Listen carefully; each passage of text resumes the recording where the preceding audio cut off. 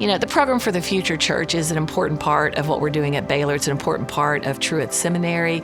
We care deeply about the church. We were founded by Baptists in Texas. We want all of our community members to be engaged in their local church community. And so having a program that looks to the future of the church is important to our well-being as an institution and the well-being of all of the individuals who are a part of Baylor.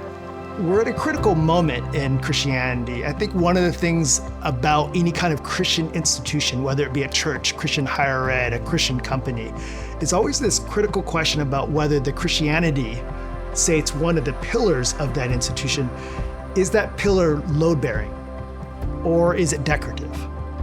So I think the church particularly has to work at future casting, not because we determine the future, but because we partner with God as He identifies future leaders and movements.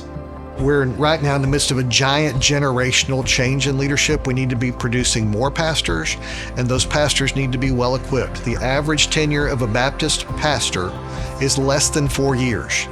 And my experience is it takes about 6 years to really grow into being the pastor of the church, to know the people, to be trusted with leadership, which means the average pastor never gets enough tenure to really become the leader. The work that they're presently doing with mental health, it seems to me, is absolutely vital.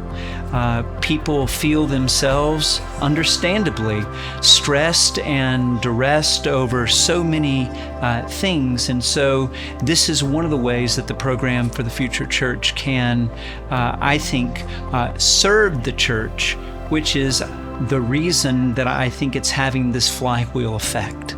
I think that in getting a room full of leaders together, it is so refreshing to know that you're not alone in some problems and feelings that you might be having. And I think it's great to see that cross-industry, whether it's for a university or a company or the church, everyone kind of struggles with the same things when it comes to how to be a perfect leader. There's no such thing as a perfect leader, but as close as you can be.